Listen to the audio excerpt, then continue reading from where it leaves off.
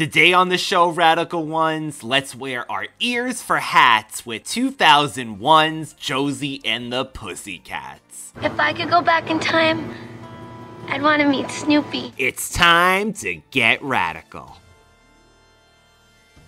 Hello there. It's showtime. What is this, trick-or-treat? Did I do that? Good morning, Charlie. Sailor Moon, champion of justice. Daddy would have gotten us Uzis. The power is yours. Get down, honey, get down. And look, I won't go far, okay? If the apocalypse comes, beat me. My name is Grace Jones.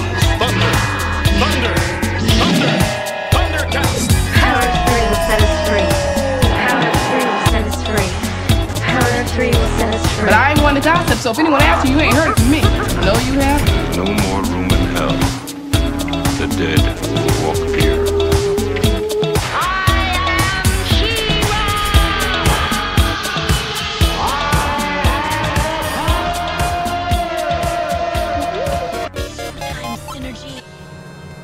Welcome back, Radical Ones, to another episode of the Radical Retro Rewind Podcast. As always, I am your host, Radical Ryan Hunter, here with the movie geek himself, Rob, and we're talking 2001's Josie and the Pussycats. Hello, everyone. Good to be back, and nice to review a movie I haven't seen before. So this is fantastic because I had only seen parts at my friend's house in 2000, probably 2. So this is really one of those hot takes, so I cannot wait to get into this film. Raw, it's crazy. And this is marking the last recording I'm doing in this apartment that we started Radical in, basically. So, oh, crazy. This is the last one. Final one. I have moving boxes behind me and a stiff neck with a heating pad on, because now I'm old. There's nothing more retro than that, Rob. Yeah. For every band, there is a moment when they know they have made it. For one band, this is not that moment. Thank you. Thank you, guys. You're a great crowd. Okay, girls, we need the lane now. And your shoes. They were 3 small-town girls with big-time dreams. Who's a rock star? I am. Who wanted to share their music with the world. We can't sit around here waiting for it to happen. We are musicians. We should be out there playing music. We do play. Nobody believed in them. You know, you suck. But they believed in themselves. We're special. Yeah, special ed. Now, in a world of tough competition, And that is so sad. fate is giving the Pussycats the chance of a lifetime. We'd love for you to sign with Mega Records. How am I gonna pull this off? I'm a girl from Riverdale. I'm not a rock star. You gotta believe in yourself. Things are finally going their way. But between the mania... Is that Josie? They're gonna be huge! The managers... We decide everything. What's hot and what's not. Welcome to your party. Who else thinks that Fiona's a freak? And the media. We're gonna be on TRL? This may be the toughest gig they've ever played. Have you noticed that everything has sort of become all about Josie? Josie. Josie? Josie? Josie! Been around. I made you a rock star. Tell me you don't love that. Forget it. You know, I never liked you. No matter what happens, we will always be friends first.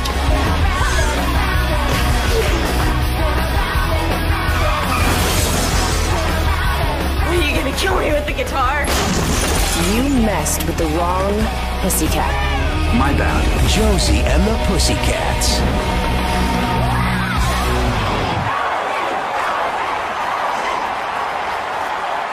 This is PG-13, musical comedy, an hour and 38 minutes. It came out on April 11th of 2001. So Mr. Anniversary here, linked up. I had to. And figured this one. And honestly, Rob, thank you for suggesting this because I can't get over it. So this is Josie, Rachael Leigh Cook, Melody, Tara Reid, and Val, Rosario Dawson, are three small-town girl musicians determined to take their rock band out of their garage and straight to the top while remaining true to their look, style, and sound. They get a record deal, which brings fame and fortune, but soon realize that they are pawns of two people who want to control the youth of America. They must clear their names, even if it means losing fame and fortune. So can we talk about two things? The box office. This was a flop, correct? How much money did it make? Okay, so they made $14.9 million. Which I believe was under their budget of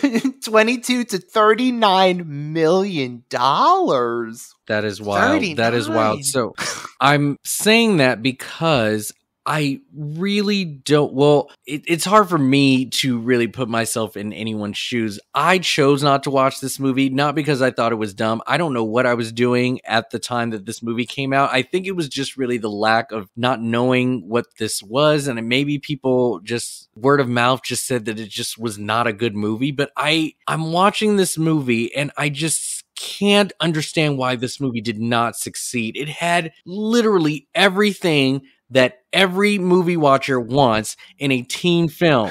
They did everything right. I don't understand why this movie did not. Now, does that mean the movie is good or that I liked it? We'll talk about it. But this movie gave you everything. This movie literally works for the time it came out. Every single star that was in it was from something previously that you all loved. True. The theme of it all fits every single teen plot movie that we got at the time. Why didn't this movie work? Why didn't nobody go see this? All I can tell you is why I didn't go.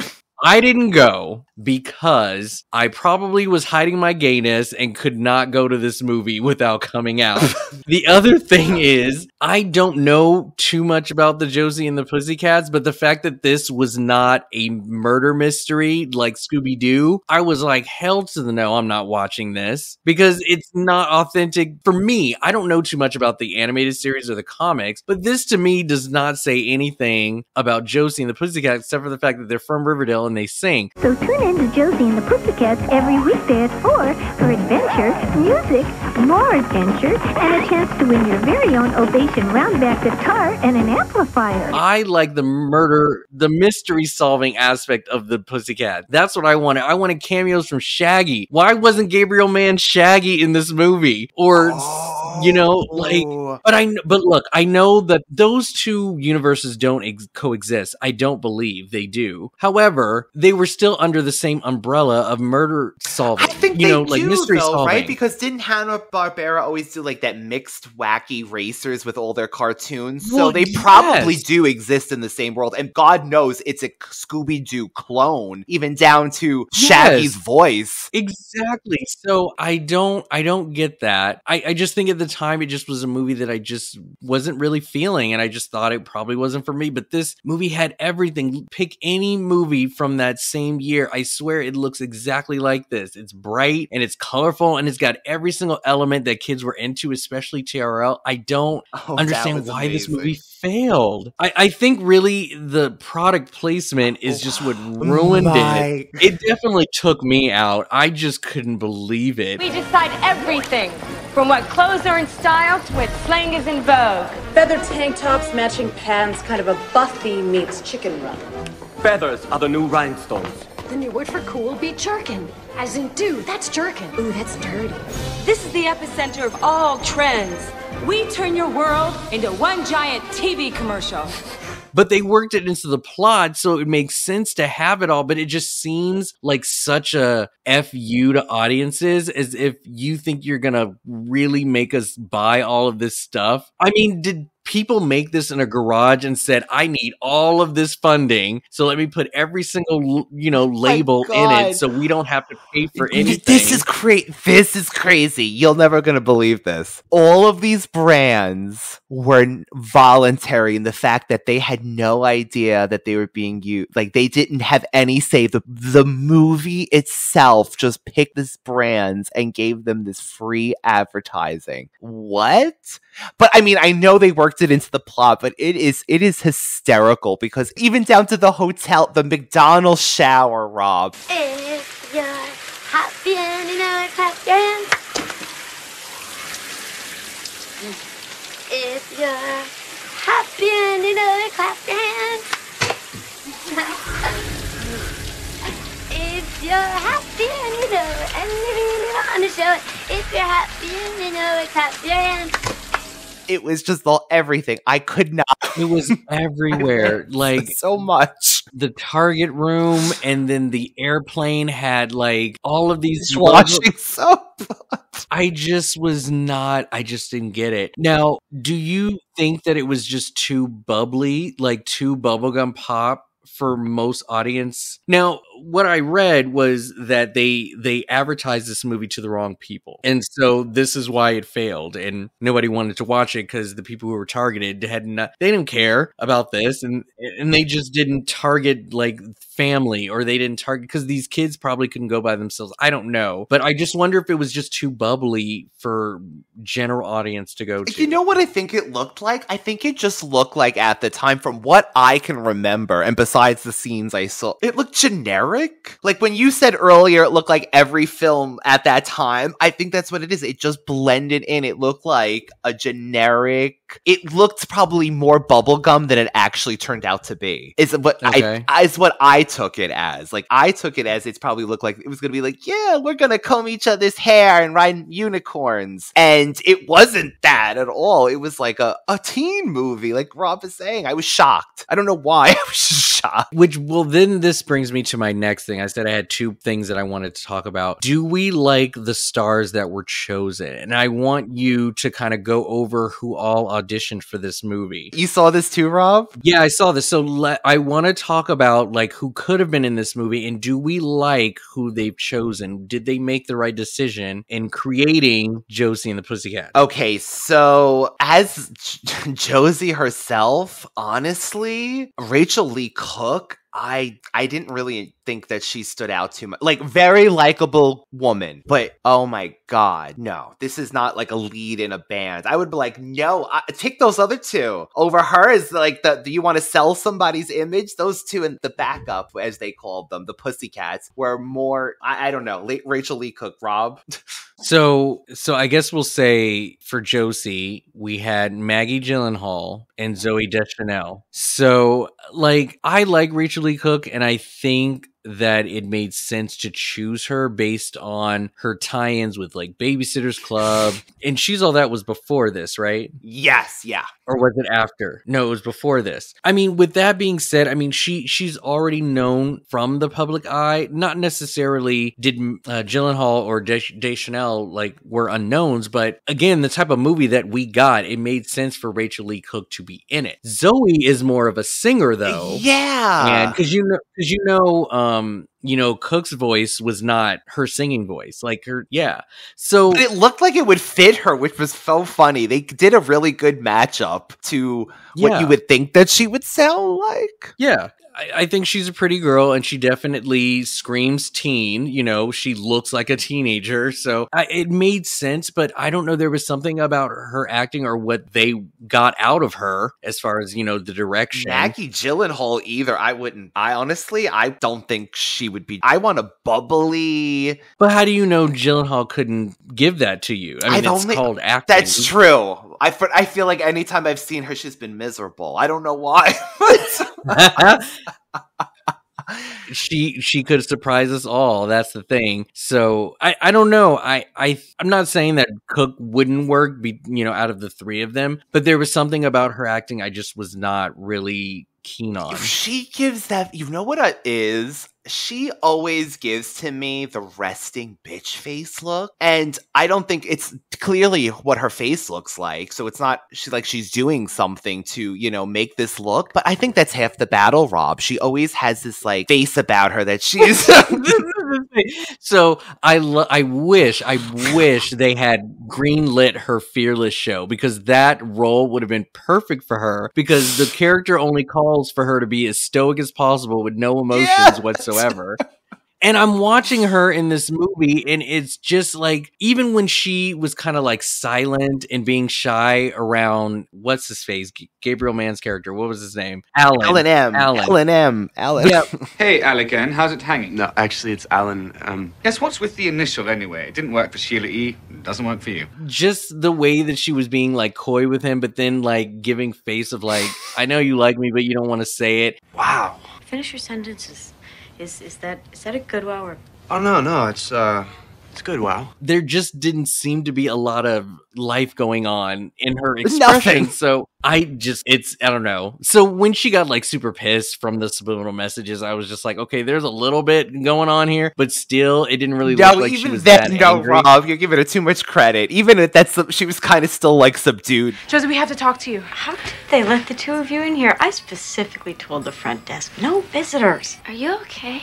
Of course I'm okay. Why wouldn't I be? I have the #1 single in the country. Terrible to say. Okay, so next. So from there, we've got Val. Now, Val, oh my God, I loved Rosario Dawson in this movie. I thought she was beautiful. Yeah. She was gorgeous, funny. I loved her character. She was the smart one who figured everything out, and I just really enjoyed her in this.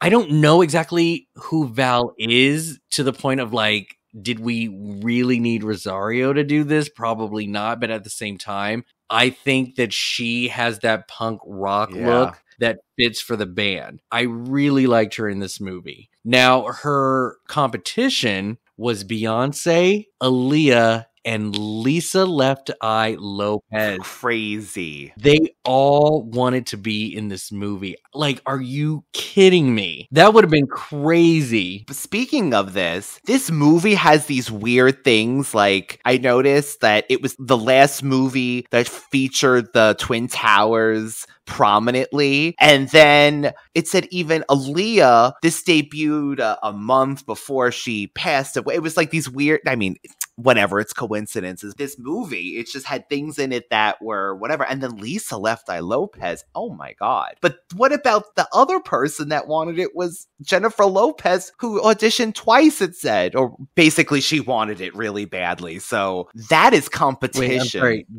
Do you mean Lisa Lopez or Jennifer? No, it actually said Jennifer Lopez as well on a separate website. Oh, really? Oh, nice. Like, so there was 4 big names that could have been for this role. So then it begs the question, did we want to see actual musicians that were known in the pop culture world? Did we want, our R&B and our pop singers in this movie, or did we want actors who, had more stage presence? Like, what do you think? Would have authentic musicians worked for this? It probably would have made sense for the movie, for like the actual characters, but honestly, I'm happy with, like we said, Rosario Dawson doing this. So okay, yeah, because I think if maybe Aaliyah, because she did act. I think I would have been taken out if it was anybody else, and I don't know. Like she was able to give this authentic role. I think this character more groundedness. So totally but fair. Man, with Tara Reid.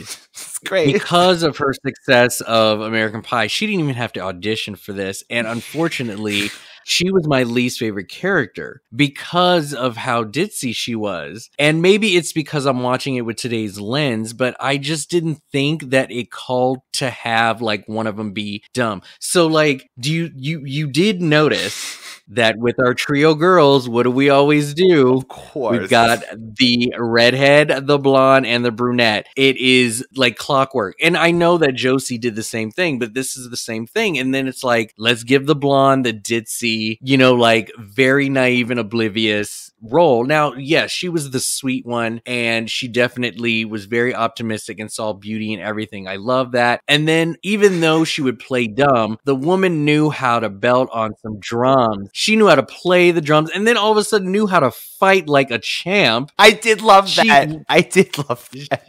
She whooped, but like that was insane how she just knew how to fight. But I don't know, it was just something about giving her all of these opportunities to play like this ditzy girl. It just would have been fun to just have 3 strong and smart women just be in a band, and like very different from all of the haters in this movie, especially those 3 group of girls that we saw earlier. God.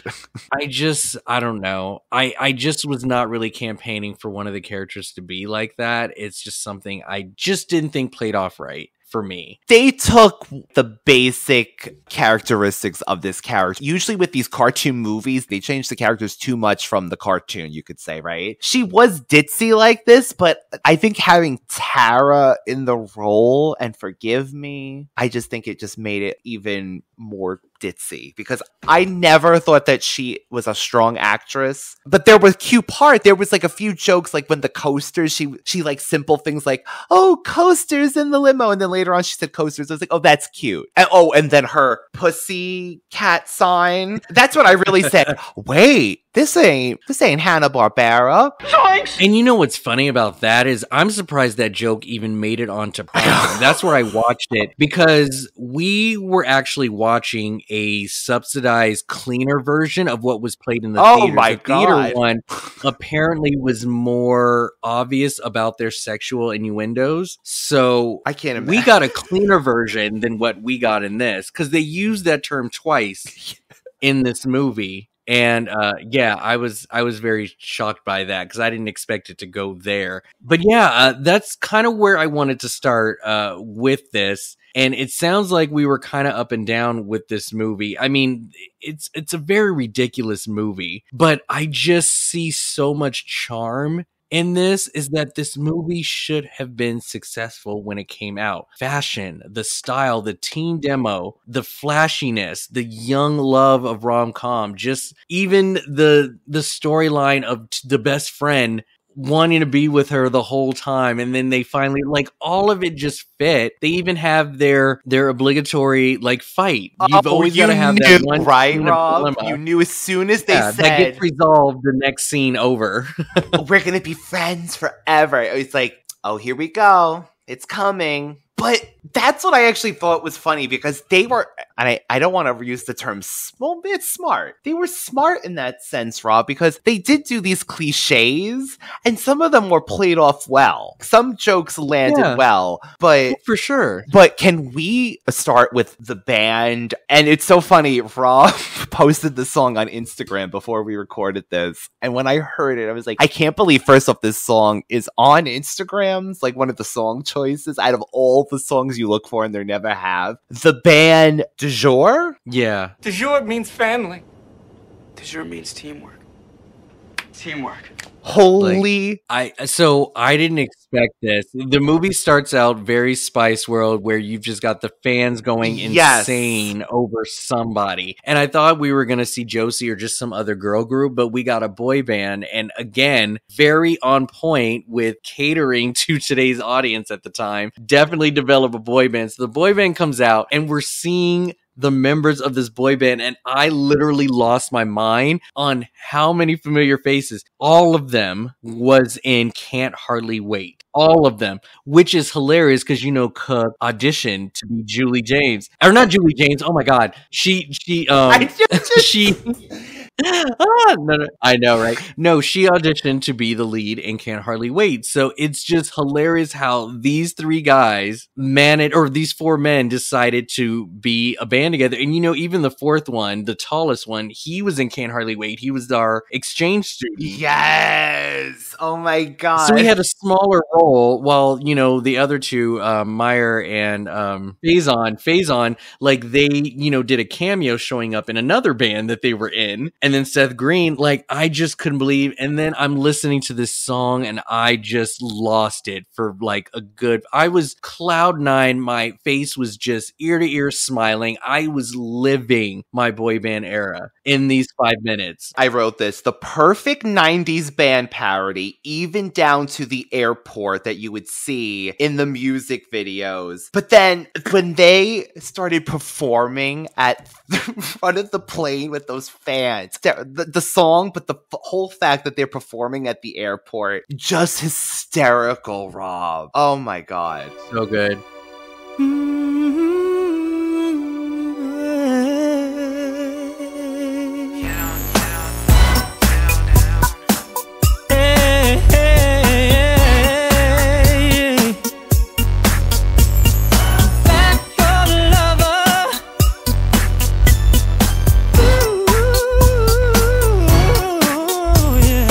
I wonder if it was actually them singing the song too. Well, now my whole world is upside down that Rachael Leigh Cook isn't Josie. Seth didn't sound like him, right? Seth Green's voice sounded like different, and it was. I was wondering if they did. It was like funny that they made him like give this voice to him, or it really is his voice. Also, like Breckenmeyer, man, like I don't care what he's in. He is just so damn sexy. I love that man so much. He is just every movie he's in. I just find like Road Trip, like Can't Hardly Wait. Oh God, I just dig this dude. Even Rat Race, he was adorable. The smile. It's the smile, right? It's just... Yeah, something about him is just crazy. This is somebody that you probably will not recognize, but there was a whole bunch of girls, you know, fangirling off of, you know, the boy band or whatever. These girls. But there was one guy in there who was like into this band. He looked so familiar. Who the hell was he? You do. His name is Justin Chatwin. Okay. He was in the first few seasons of Shameless. He also had a horror, suspenseful horror movie called Invincible. I believe it's when he was seeing like dead people who were invisible, like trying to attack him or whatever. Yes. Okay. One second. I know he also was in the horrible Dragon Ball Z Evolution movie. That's what it was. Yeah, he was our whitewash lead, and he was in War of the Worlds. Oh, yeah, and he had a big role in Weeds as well. But he's been everywhere. He's been in a lot of stuff. Smallville, you know, yeah, he's been in a whole bunch of stuff. But yeah, I recognized him His right eyes away. are very distinctive. And I'm sure there was a lot of cameos from, like, actors who were first starting out playing fans and just people in the background. We even saw, what's-her-face, Miss Isabel from Ginger Snaps as one of the mean girls. That was so funny. Also from Freddy vs. Jason. Oh, what is her name? Is it Ginger? It's Catherine Isabel. Catherine Isabel. Yeah. Thank you. Yeah, Catherine Isabel. You mentioned Spice World, right? And I thought until they actually mentioned the Spice Girls themselves and they were self-aware of everything, I honestly thought the same thing. I was like, oh my God, it's Spice World seeing double from S Club, and Josie and the Pussycats did the same thing too. That's my first thought until it became what it was. But the plot, basically, Radical Ones, just like that wasn't mentioned, is the subliminal messaging. The boy band figured it out, right? And right down to Spice World, it even has Alan in it as well, too. It's like so crazy. It's like it should have been a bus, this airplane. So this is crazy. He says to the pilot, Alan's character, Wyatt, take the Chevy to the levee. So they've referenced the American Pie song about the Big Bopper and the airplane going down. So it literally, they had this worked out that they're going to kill this band. The pilot jumped, he jumped. We heard like a really strange background track, and we were wondering whether or not you knew what it was all about.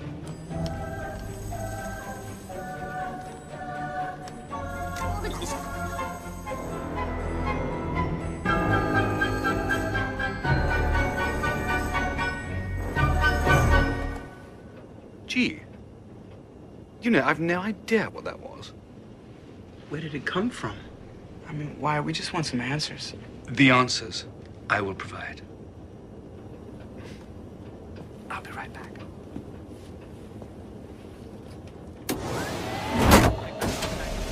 Take the Chevy to the levee.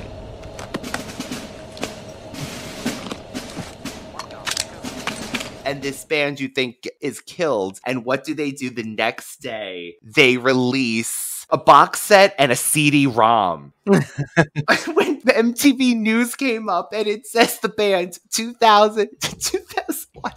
I just lost it because it was so stupid. But I'm like, oh my god, MTV News, CD-ROMs, the movie phone voice, Mr. Movie Phone. Man, yeah, it's the flip phones and Miss Mary Hart, and they're singing the Entertainment Tonight theme. There was Serena Outchel. Jesus, I was like, my kneecap broke because I was that old. The minute I looked at Serena, I was like, oh my god, my knee just went through something. Never be the same again.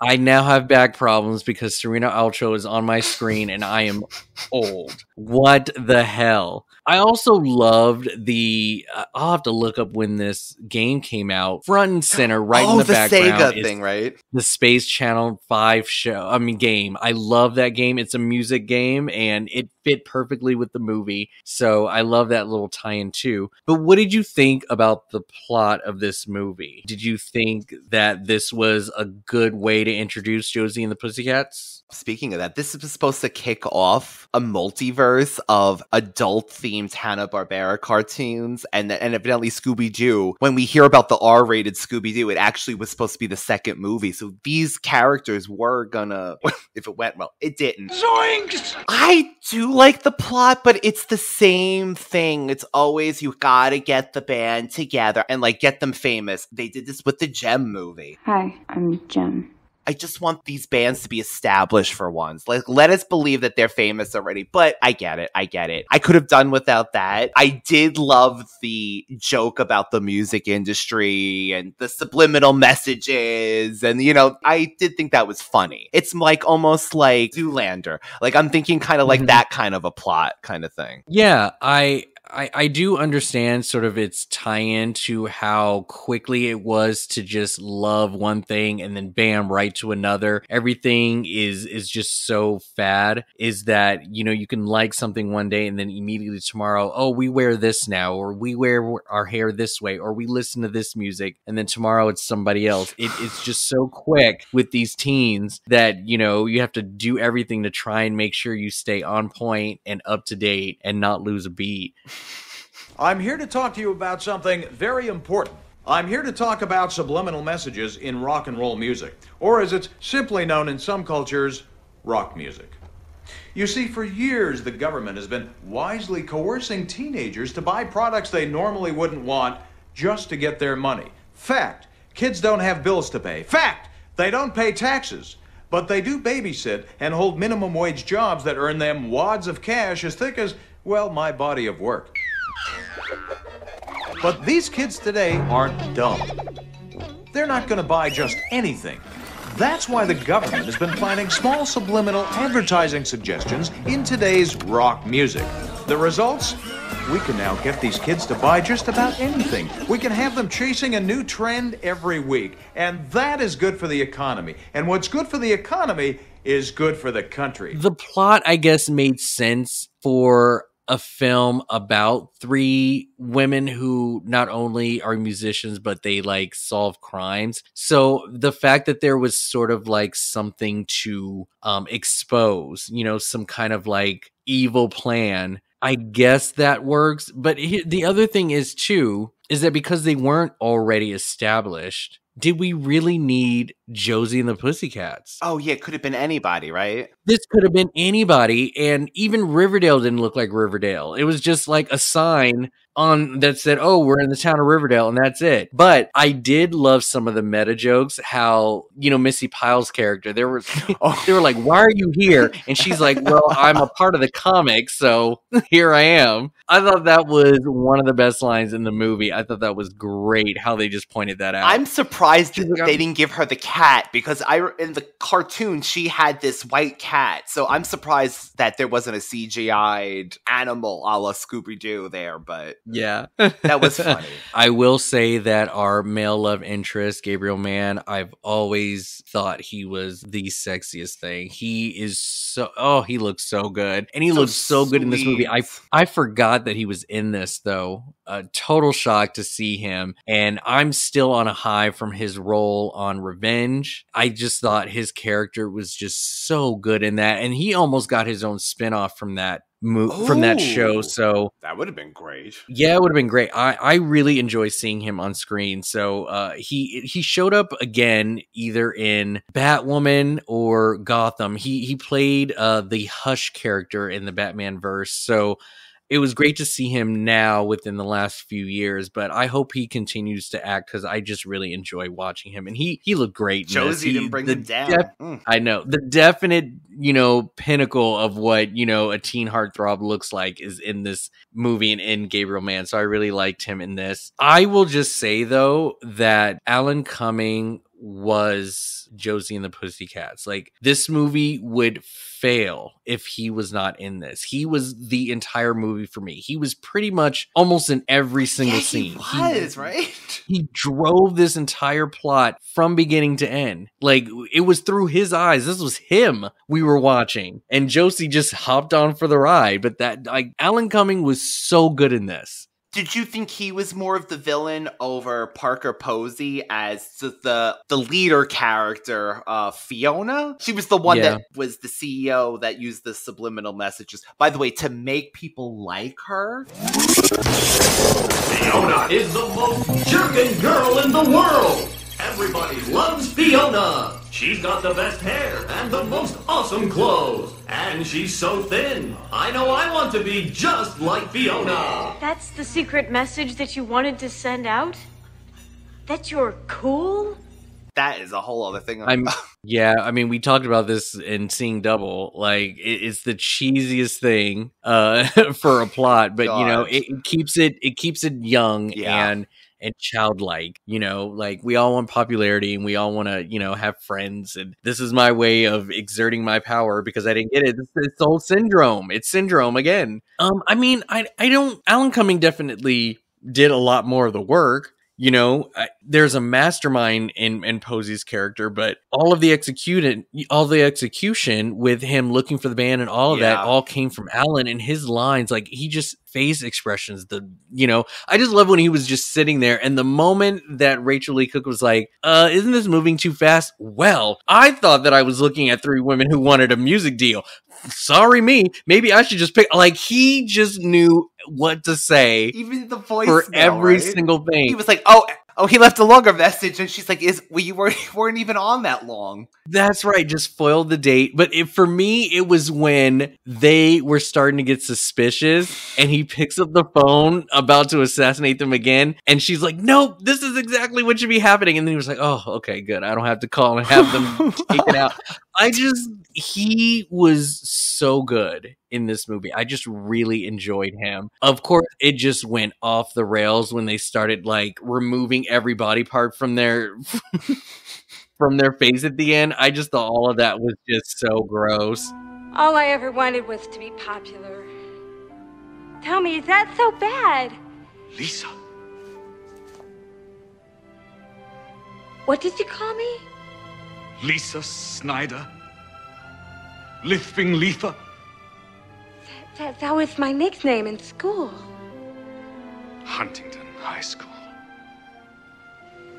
Lisa, it's me. Wally. White Ass Wally. White Ass Wally? The albino kid? That's impossible. First of all, he wasn't British.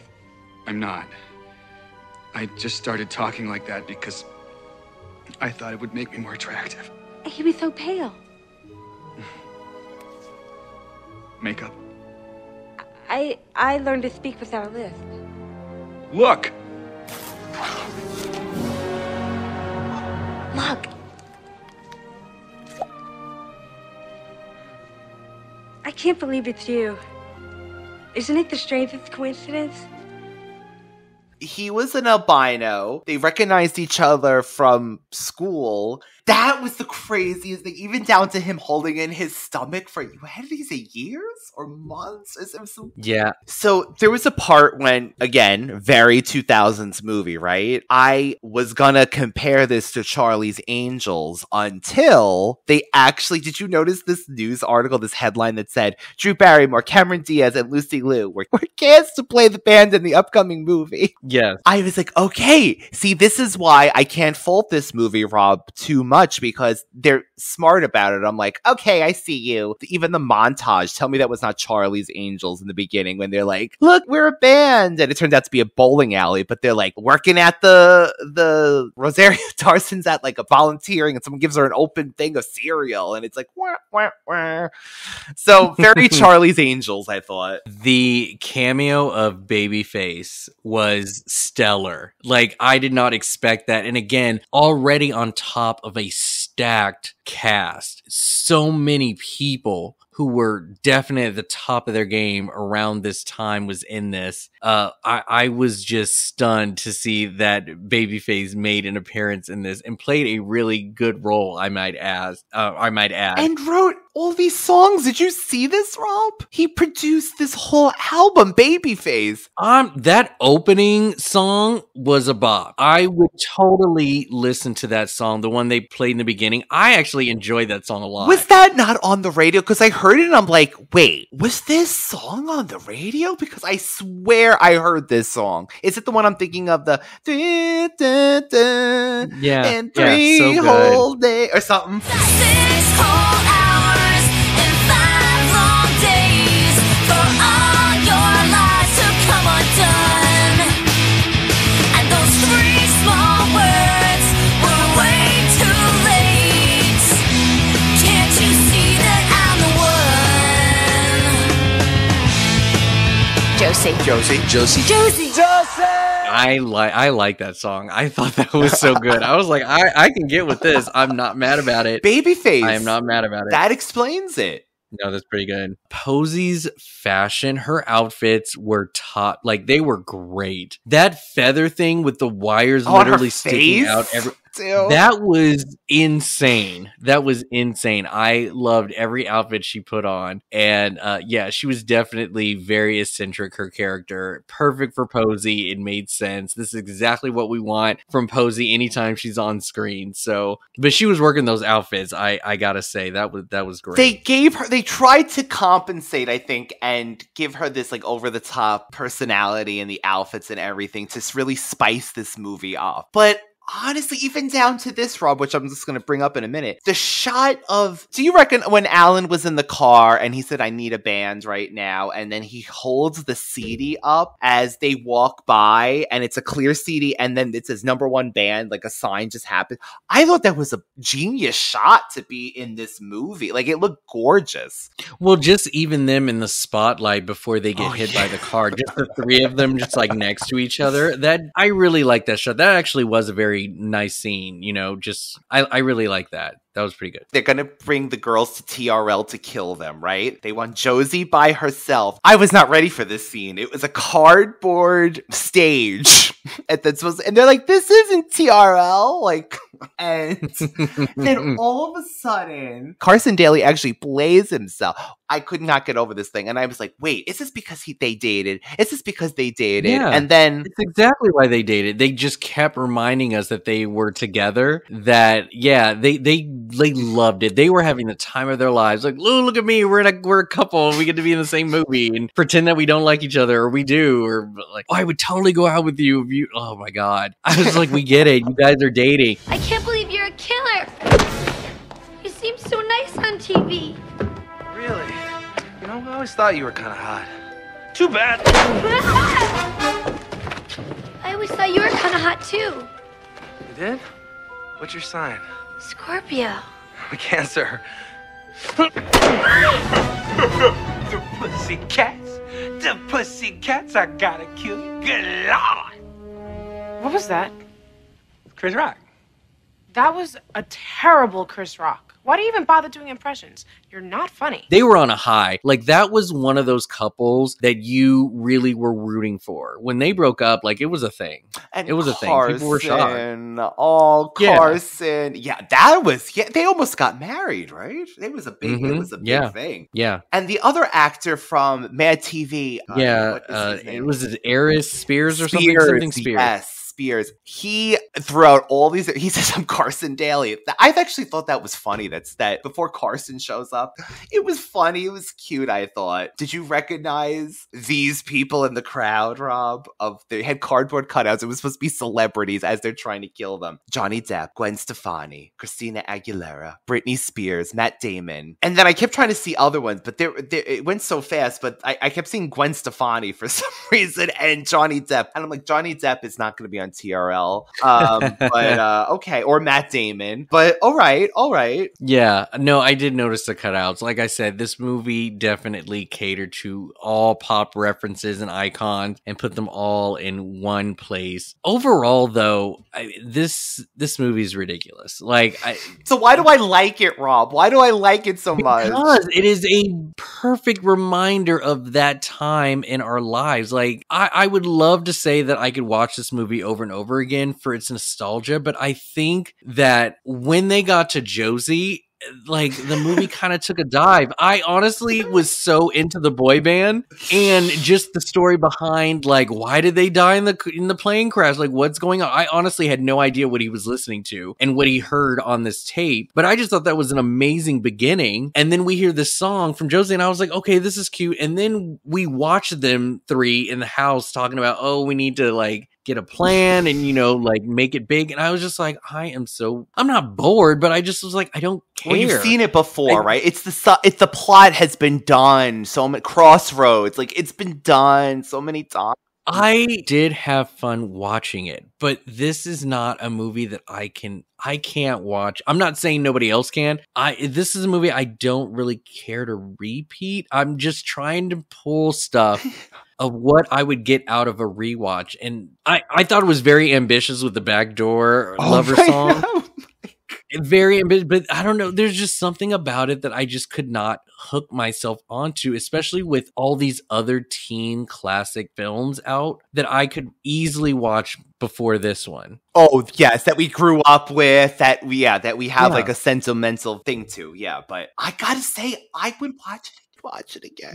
I'm whispering it because I don't want anyone to hear, but I would watch it again. That's cool. No, I think that's great. I would have wanted more of the mystery solving band. That's what I would have wanted. That's just me. It's my type of movie. When you come out with movies like this and, they do the little play on jokes of, are they cats? Are they squirrels? What do you know? I don't know.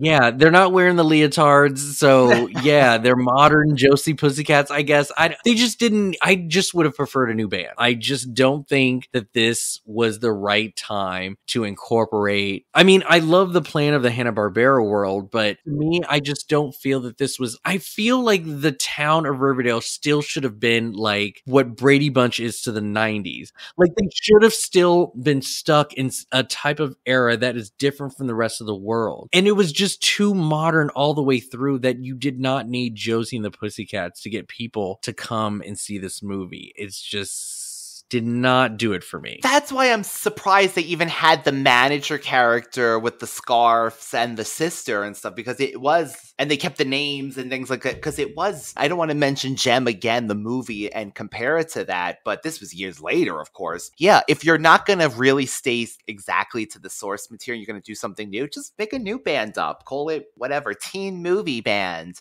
Speaking of Riverdale, in order to preserve the wholesome image of Josie and the Pussycats, Rob, Archie Comics demanded there be a scene where Josie and the Pussycats are brushing their teeth. Okay. If you're going to talk about Pussycats and back doors, just give them the toothbrush. Please let these people brush their teeth. You messed with the wrong Pussy. The band's outfits and videos were inspired by the wardrobe of Destiny's Child and Britney Spears, and the music was inspired by Avril Lavigne and Good Charlotte, which I don't honestly see as a Josie and the Pussycats, but yeah, that three worked because it's Babyface. There you go. That explains it. Yeah, I wish that we just had gotten a little bit more of, I guess, authentic Josie and the Pussycats rather than just taking the name and the ears. I think that would have worked. Josie and the Pussycats, long tails and ears for hats. We know just where it's at, east, west, north, or south. Guaranteed to rock the house. Josie and the Pussycats, Josie and the Pussycats. The chemistry between the girls I thought was okay. I just don't think that a good script was written for them. That's just me. But I do have a question for you though. So which instrument would you play and learn if you were to start a band?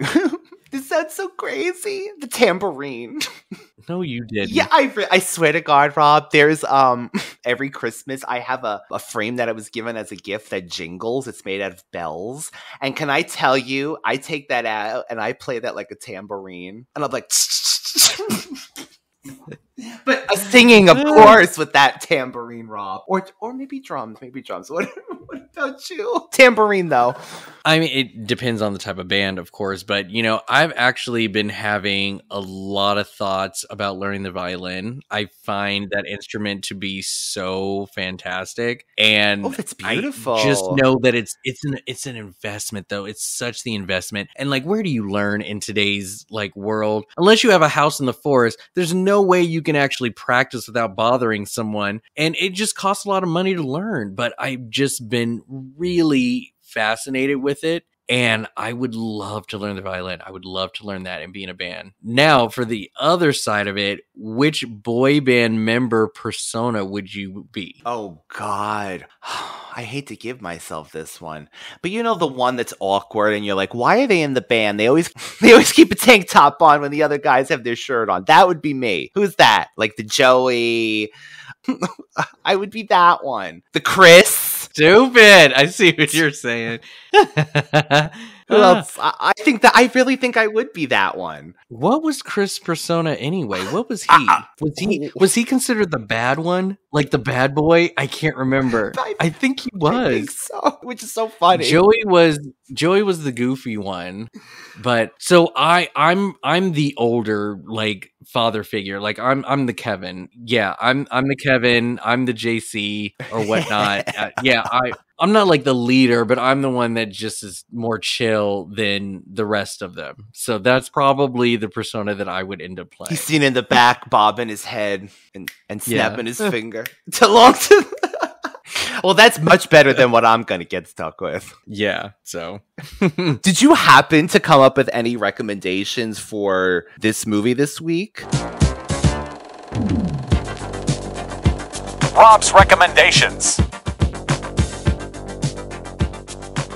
Okay, so what I usually like to do is give you recommendations for people who actually enjoyed the movie that we just reviewed, and then I'll have recommendations for those that you should try if this movie didn't do it for you. So, if you enjoyed Josie and the Pussycat, clearly you have to watch She's All That. Yes. It's Rachel Lee Cook at her finest. She's a lead in this as well, and her face doesn't move.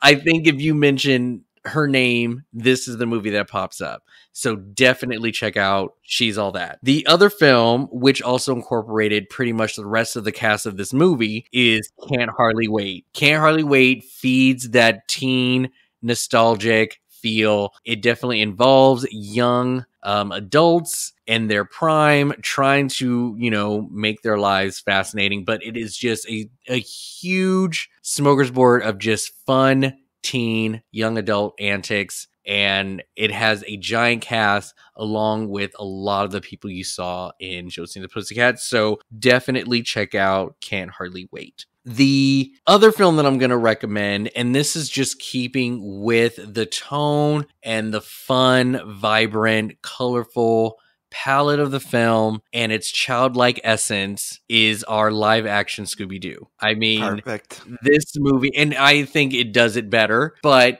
it is still sort of under the same umbrella, and I found this movie to be great. It definitely, pokes fun at a lot of the antics that the animated cartoon gave out. So Scooby-Doo, great film to pair with Josie and the Pussycats. So those three, if you did like it. Now, if you did not like this movie, but still interested in its theme, but want it to be maybe more adult or just less poppy, my first recommendation is just more on the celebration of music. I've chosen Empire Records. Yeah. Empire Records has a great cast as well. And instead of the bubblegum pop, you've got very alternative, soft rock music that is loved by all in this movie. So definitely Empire Records. The next one I have is just more on the girl power of it all, but it's definitely not your cutesy, cuddly three women trying to start a band. No, these are the Mean Girls. Now, I'm not talking about Mean Girls. I'm talking about Jawbreaker. Jawbreaker is a definite opposite of what Josie and the Pussycats represent. And so if you did not like Josie, you will definitely love the women in Jawbreaker. I didn't even think of that. Yeah. The other film, which sort of kind of is in the same theme, is Drop Dead Gorgeous. Ooh. And this is just because of the stars that were very, very popular at that time, but put in a situation to be catty and mean to each other, but also striving to be famous and win a competition. Drop Dead Gorgeous is so quotable. It's amazing. It's so funny. And again, very girl power and a great cast as well. So those are my recommendations. I love that. The great Rob. Thank you for bringing those. Rob's recommendations.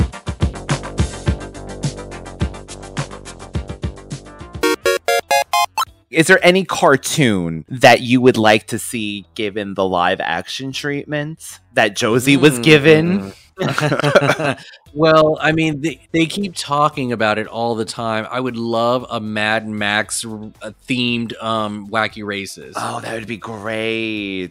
But just dark and gritty as Mad Max. Like, oh, that would be amazing. Ooh. I would love that. I'm trying to think of some of the like animated stuff. I mean, that's going to take a minute because there's so much from my childhood that I would love to be a live action movie. But the day that they incorporate a live action Steven Universe, I will probably like die. I can just only imagine how that world would be created, but just to see Steven Universe and his character and all of his pseudo moms as well as I would just love to see all of this play out in live action. So that's one that pops in my head. What about you? Oh man, I want Thundercats so bad.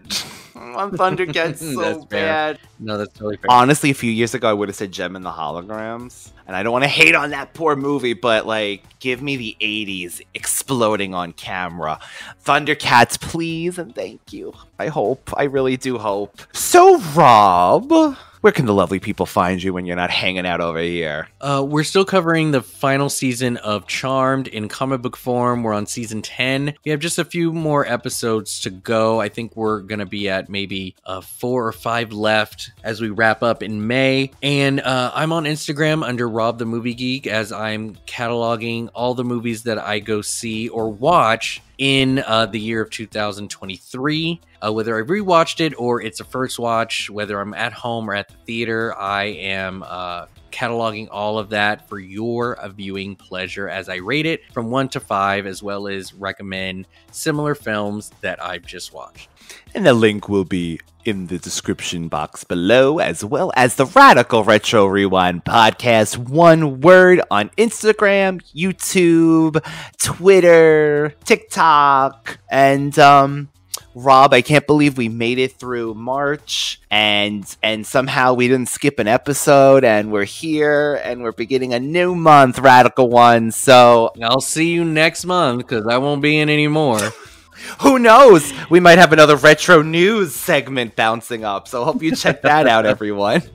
Thank you, everyone, for being here. We will see you next week. Thank you, Rob, as always. Of course. Goodbye, and cue Backdoor Lover.